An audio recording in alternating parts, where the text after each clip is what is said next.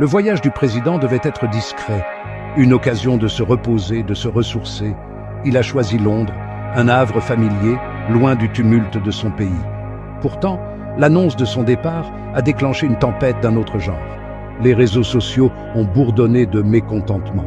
Les citoyens ont remis en question ses priorités. Pourquoi chercher le repos à l'étranger, se sont-ils demandé, alors que votre propre pays a du mal à respirer? Son absence a été ressentie comme une trahison. Un symbole du gouffre qui séparait le dirigeant des dirigés. Elle a mis en évidence les dures réalités de leur vie quotidienne.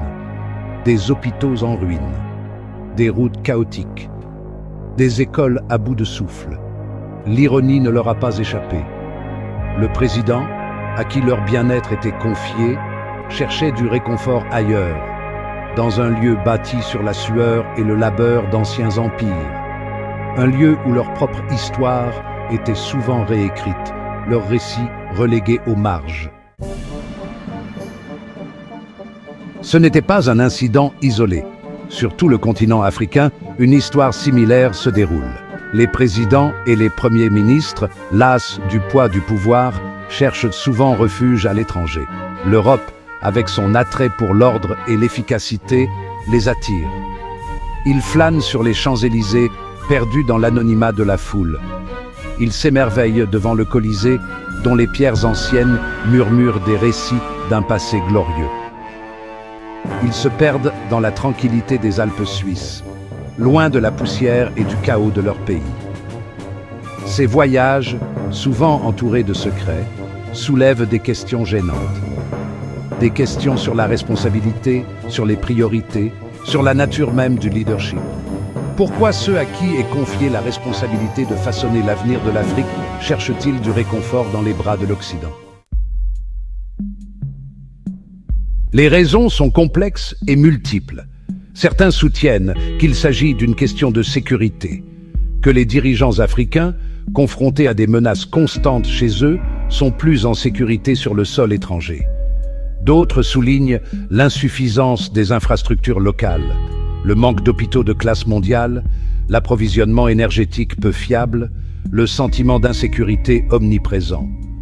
Mais peut-être les raisons sont-elles plus profondes. Il s'agit peut-être d'une aspiration à un autre mode de vie. Une vie où le poids des attentes est plus léger, où la frontière entre le personnage public et l'individu privé est floue, où l'on peut simplement être sans la surveillance constante qui accompagne les hautes fonctions. Quelles qu'en soient les raisons, les conséquences sont indéniables. Chaque euro dépensé pour des vacances à l'étranger est un euro détourné de projets de développement cruciaux. Chaque instant passé à chercher du réconfort à l'étranger est un instant perdu à répondre aux besoins urgents de leur peuple. L'image est dommageable. Elle renforce l'idée que les dirigeants africains sont déconnectés des réalités de leur propre peuple. Elle perpétue un récit de dépendance d'un continent incapable de subvenir à ses propres besoins. Imaginez un scénario différent. Imaginez des dirigeants africains choisissant de passer leurs vacances dans leur propre pays, explorer les paysages époustouflants, découvrir les cultures vibrantes, soutenir les entreprises locales. Imaginez-les investir dans des hôpitaux et des écoles de classe mondiale, dans des infrastructures fiables, dans la création d'un environnement où les citoyens, comme les dirigeants, peuvent prospérer. Imaginez le message que cela enverrait. Un message de confiance dans le potentiel de l'Afrique. Un message de solidarité avec ses peuples. Un message d'espoir pour un avenir meilleur. Le temps du changement est venu. Les dirigeants africains doivent prendre conscience du pouvoir de leurs actes. Ils doivent comprendre que le véritable leadership ne consiste pas à chercher le confort ailleurs, mais à construire un héritage chez soi.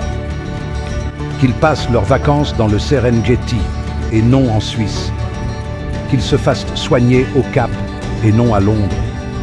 Qu'ils envoient leurs enfants dans des écoles à Dakar et non à Paris. Qu'ils montrent l'exemple.